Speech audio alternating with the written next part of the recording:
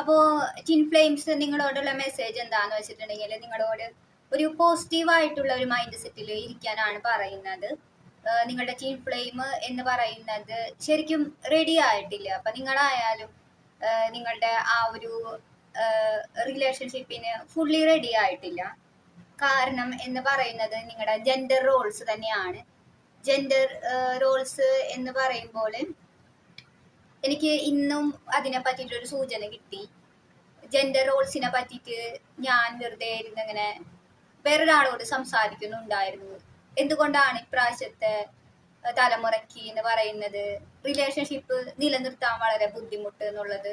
അപ്പോൾ അതിൽ ഞാൻ പറയുണ്ടായി ജെൻഡർ റോൾസ് എന്ന് പറയുന്ന കാര്യത്തിനെ പറ്റിയിട്ട്. അപ്പൊ ജെൻഡർ റോൾസിനെ പറ്റിയിട്ട് കടന്നു വന്നു. പഴയ തലമുറ പോലെയല്ല. ഇപ്പോ അവർക്ക് ഓപ്ഷൻസ് ഉണ്ട്, അവർക്ക് അവരുടെ ആവശ്യകതകൾ അറിയാം. പ്രത്യേകിച്ചും ഒരു പാർട്ടിക്ക് അവരുടെ സെൽഫിനെ കെയർ ചെയ്യാൻ പറ്റുന്നുണ്ടെങ്കിൽ മറ്റു പാർട്ടിയും അവരുടെ സെൽഫിനെ കെയർ ചെയ്യാൻ കേപ്പബിൾ ആണെന്നുണ്ടെങ്കിൽ പിന്നെ അവരുടെ ഇടയിൽ ഒരു റെസ്പെക്റ്റിന്റെ പ്രശ്നം മാത്രമാണ് വരുന്നത്.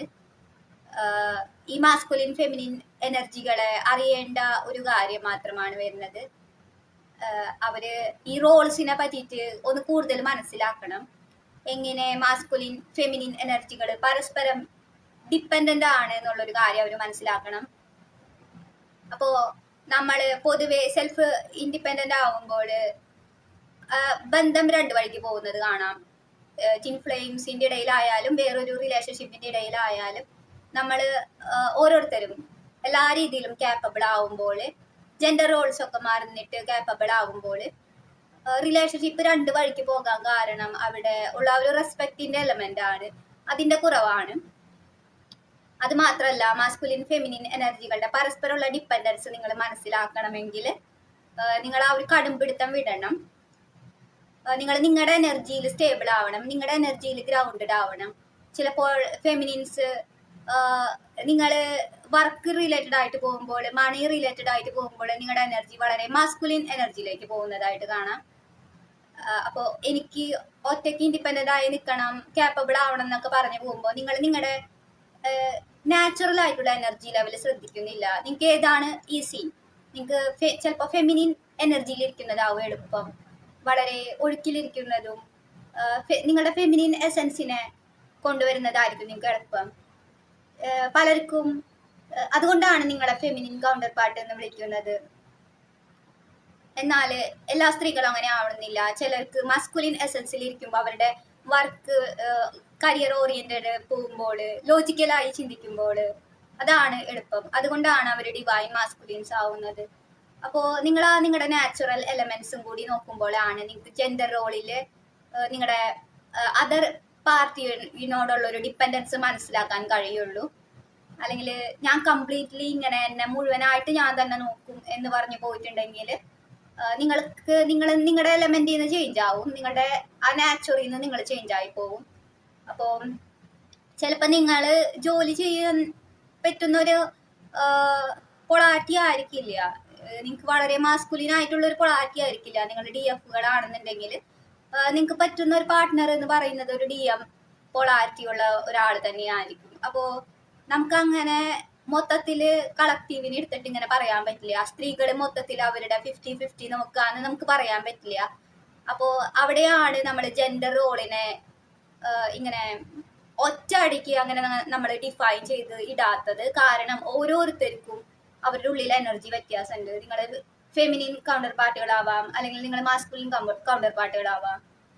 അപ്പൊ നിങ്ങളുടെ എനർജി ഡിഫറെന്റ് ഉണ്ട്. അപ്പൊ നിങ്ങൾ ജെൻഡർ റോളിനെ മനസ്സിലാക്കുമ്പോൾ നിങ്ങൾ ആ ഒരു കാര്യം അറിയണം, നിങ്ങൾ ആരാണ്.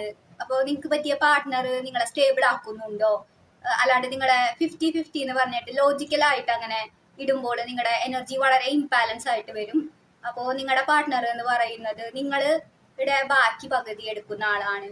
അപ്പോൾ നിങ്ങൾ ഒരു ബാലൻസിലേക്ക് വരും, രണ്ടുപേരും കൂടി വരുമ്പോൾ ഒരു യിൻ യാങ് ബാലൻസിലേക്ക് വരും.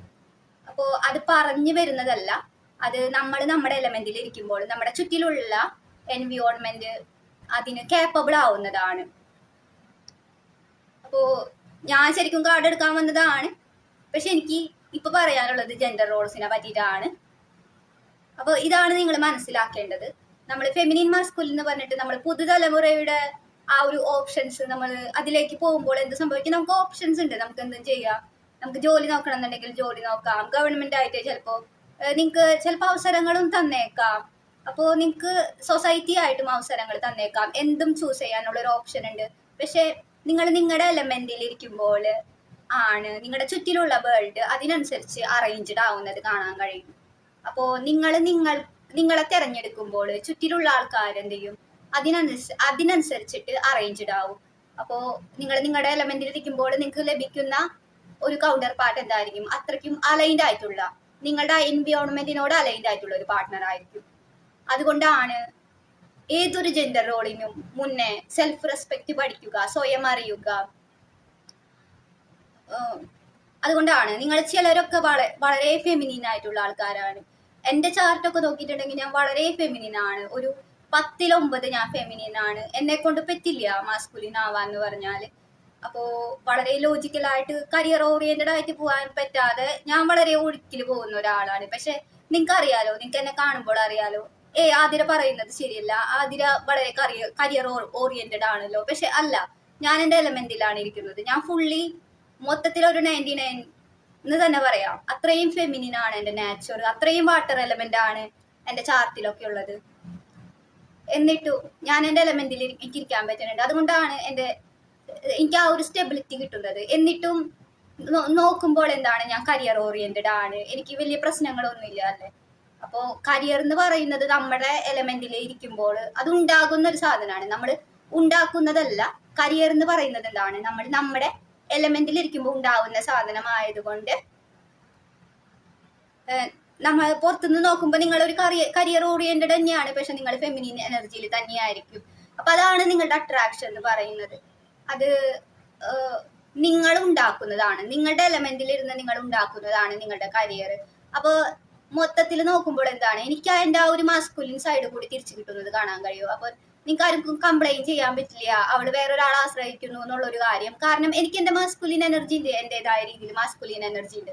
അപ്പോൾ നിങ്ങൾക്ക് കരിയർ കിട്ടും. നിങ്ങൾ എത്ര ഫെമിനിൻ ആയാലും നിങ്ങൾക്ക് നിങ്ങളുടെ ആ ഒരു മാസ്കുലിൻ എലമെന്റ് ഉണ്ട്, നിങ്ങൾക്ക് കരിയർ ഉണ്ടാവും. അപ്പോ അതാണ് നിങ്ങൾ മനസ്സിലാക്കേണ്ടത്. പക്ഷെ അതെന്ന് പറയുന്നത് നിങ്ങളുടെ രീതിയിലായിരിക്കും എന്നുള്ളത് ആണ്. അപ്പൊ നിങ്ങൾ അതിൽ തിളങ്ങും, നിങ്ങൾ അതിൽ നിൽക്കുമ്പോൾ നിങ്ങൾ അതിൽ തിളങ്ങും. നിങ്ങൾക്ക് ആ ഒരു അട്രാക്ഷനും ആ മാഗ്നറ്റിക് ആയിട്ടുള്ള ഒരു അട്രാക്ഷൻ കിട്ടും. അപ്പൊ ഞാൻ റീഡിങ്ങിന് സ്റ്റാർട്ട് ചെയ്തതാണ്. ഞാൻ ജെൻഡർ റോളിനെ പറ്റിയിട്ട് സംസാരിക്കുന്ന കരുതിയതല്ല. പക്ഷെ റീഡിങ് എടുത്തപ്പോൾ എനിക്ക് മനസ്സിലായ ഒരു കാര്യം എന്ന് പറഞ്ഞാൽ, റീഡിംഗ് ആയിട്ട് ഞാൻ റെസൊനേറ്റ് ആവുന്നില്ല എന്നുള്ളൊരു കാര്യമാണ്. കിട്ടണ കാർഡുകളിൽ ഒന്നും ഞാൻ ഒരു അലൈൻമെന്റും കാണുന്നില്ല. അപ്പൊ എനിക്ക് മനസ്സിലായി ഞാൻ എന്തിനാ വന്നത് എന്നുള്ളത്. അപ്പൊ എനിക്ക് കിട്ടിയ ഒരു മെസ്സേജ് എന്ന് പറഞ്ഞാല്, ടിൻ ഫ്ലെയിം റെഡി അല്ല. സൊല്യൂഷൻ എന്താണ്? ജെൻഡർ റോൾസ് ക്ലിയർ ചെയ്യുക. ടിൻ ഫ്ലെയിം റെഡി അല്ല. ടിൻ ഫ്ലെയിമിനെ മാനിഫെസ്റ്റ് ചെയ്യാനുള്ള സൊല്യൂഷൻ എന്ന് പറയുന്നത് ജെൻഡർ റോൾസ് ക്ലിയർ ചെയ്യുക. Twin flame not ready. Solution manifest passionate love when clearing gender roles. ഇതാണ് ഇതിനുള്ള ആ ഒരു ഉത്തരം എന്ന് പറയുന്നത്. അപ്പൊ നിങ്ങൾക്ക് പലരും ഈ ഒരു പ്രശ്നത്തിലായിരിക്കാം, എനിക്ക് ടിൻ ഫ്ലെയിമായിട്ട് യൂണിയൻ വേണം, എൻ്റെ കരിയർ ഒരു സൈഡിൽ കൂടെ പോയി, എൻ്റെ ലൈഫ് ഒരു സൈഡിൽ കൂടെ പോയി, ഞാൻ ലോജിക്കലായിട്ട് ചിന്തിച്ച് ഒരാളായിട്ട് മാരേജ് പ്രൊപ്പോസല് ഡേറ്റ് ചെയ്യാന്ന് കരുതുമ്പോൾ ആരും മാച്ച് ആവുന്നില്ല. എന്തുകൊണ്ട്? നിങ്ങളുടെ ജെൻഡർ റോൾസിന് നിങ്ങൾ ഇമ്പോർട്ടൻസ് കൊടുക്കുന്നില്ല. നിങ്ങൾ അത് ലോജിക്കലായിട്ട് എടുക്കാണ്, നിങ്ങൾ 50-50 ആയിട്ട് എടുക്കാണ്. ഒരു 50-50 ഇല്ല. നിങ്ങളായിരിക്കുമ്പോൾ എന്ത് സംഭവിക്കും? നിങ്ങളുടെ element masculine feminine energy aligned ആയിട്ട് വരുമ്പോൾ എന്ത് സംഭവിക്കും? നിങ്ങളുടെ ചുറ്റിലുള്ള ആ ഒരു വേൾഡ് എന്ന് പറയുന്നത് എന്താവും? നിങ്ങളുടെ ചുറ്റിലുള്ള വേൾഡ് നിങ്ങളുടെ എനർജിക്ക് അലൈൻഡ് ആയിട്ട് വരുമ്പോൾ നിങ്ങൾക്ക് കിട്ടുന്ന പാർട്ട്ണർ എങ്ങനെയായിരിക്കും? ആ ഒരു എൻവിയോൺമെന്റിൽ സർവൈവ് ചെയ്ത് പോകാൻ കഴിയുന്ന ഒരു പാർട്ട്ണറിനെ ആണ് നിങ്ങൾക്ക് ലഭിക്കുന്നത്. അപ്പോ ഇപ്പൊ ഒരാള് എസ്പെഷ്യലി ഇപ്പൊ എന്നെ തന്നെ എടുക്കുകയാണെങ്കിൽ, ഞാൻ എൻ്റെ ആ ഒരു മാസ്കുലിൻ എനർജി ശരിയാക്കിയപ്പോൾ എൻ്റെ കരിയർ ശരിയായി വരുന്നത് നിങ്ങൾക്ക് കാണാൻ കഴിയും. അപ്പോൾ കൂടുതലും ഞാൻ ചാനലിംഗ് ആണ് ചെയ്യുന്നത്. അപ്പൊ ഇങ്ങനെ വരുമ്പോൾ എന്ത് സംഭവിക്കും? എന്റെ ലൈഫ് വളരെ ഫെമിനിൻ ആണ്, വളരെ ഫെമിനിൻ ആണെന്ന് പറയാം. പക്ഷെ അപ്പോ വീട്ടിലെ കാര്യങ്ങൾ നോക്കുക, എന്റെ കാര്യങ്ങൾ നോക്കുക. അപ്പൊ ഇനി സോഴ്സുമായിട്ട് ഞാൻ ഇങ്ങനെ കണക്റ്റഡ് ആകുമ്പോൾ എനിക്ക് ജസ്റ്റ് വന്ന് ചാനൽ ചെയ്യുക എന്നുള്ളൊരു കാര്യമുള്ളൂ. അപ്പൊ ഈ ഒരു ഫെമിനിൻ എനർജി ഞാനിരിക്കുമ്പോൾ എന്റെ എൻവിയോൺമെന്റ് അങ്ങനെ അലൈൻ ആവുമ്പോൾ എനിക്ക് വേണ്ട ഒരു പാർട്ട്ണർ എങ്ങനെയായിരിക്കും? എനിക്ക് വേണ്ട ഒരു പാർട്ട്ണർ എങ്ങനെയായിരിക്കും? അതൊരു മസ്കുലിൻ പാർട്ട്ണർ ആയിരിക്കും. ബാക്കിയുള്ള കാര്യങ്ങൾ നോക്കുക, പുറത്തേക്ക് ഇറങ്ങുക, പുറത്ത് നിന്ന് സംരക്ഷിക്കുക, പ്രൊട്ടക്ട് ചെയ്യുക, വീട് നോക്കുക, അതിനെ പുറത്തെ കാര്യങ്ങളും പുറത്തെ പർപ്പസും സൊസൈറ്റി ആയിട്ട് കുറച്ചുകൂടി ബന്ധപ്പെട്ട് പോവുക. അപ്പോൾ ആ ഒരു തരത്തിലുള്ള ഒരു പാർട്ട്ണർ ആയിരിക്കും. അപ്പോൾ മെയിൻലി നിങ്ങൾ കണ്ടില്ലേ, അപ്പൊ ഞാനിങ്ങനെ എൻ്റെ ഉള്ളിൽ അലൈൻഡ് ആയി. ഇപ്പൊ ഞാൻ എൻ്റെ ലൈഫ് ഒരു സൈഡിലേക്ക് മാറി, ഒരു ഫെമിനിൻ എന്ന രീതിയിൽ എൻ്റെ ലൈഫ് ഒരു സൈഡിലേക്ക് മാറി. അപ്പൊ എനിക്ക് ആ ഒരു മസ്കുലിൻ വരാനൊരു സ്പേസ് ഉണ്ട് അവിടെ. അപ്പോൾ ഇങ്ങനെയാണ് നിങ്ങൾ നിങ്ങളുടെ പാർട്ട്ണറിനെ മാനിഫെസ്റ്റ് ചെയ്യുക. അപ്പൊ ജെൻഡർ റോൾസിനെ പറ്റിയിട്ട് നിങ്ങൾ നോക്കുമ്പോൾ നിങ്ങൾ ശ്രദ്ധിക്കേണ്ടത് എന്താണ്?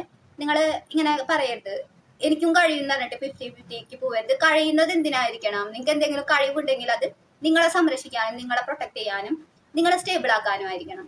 അപ്പോൾ ആ ഒരു കാര്യം നിങ്ങൾ ചെയ്ത് നോക്കുമ്പോൾ പതുക്കെ പതുക്കെ നമുക്ക് മനസ്സിലാവും എൻ്റെ പാർട്ട്ണർ, എനിക്കൊരു പാർട്ട്ണർ വരാനുള്ള ഒരു സ്പേസ് കൂടി ഈ സമയത്ത് ഞാൻ ക്രിയേറ്റ് ചെയ്തു എന്നുള്ളൊരു കാര്യം.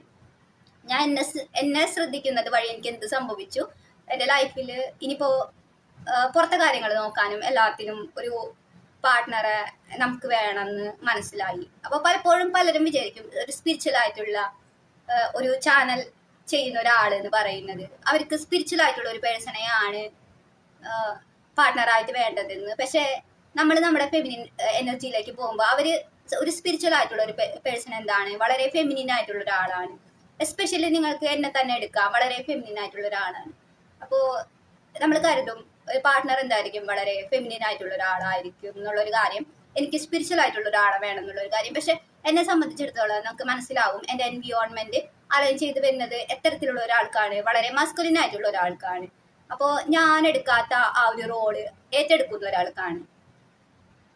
അപ്പോൾ നമ്മൾ വിചാരിക്കും അപ്പോൾ ഞാനൊരൊന്ന് സറണ്ടേർഡ് ആയിട്ട് കൊടുക്കുമ്പോൾ എന്ത് സംഭവിക്കും?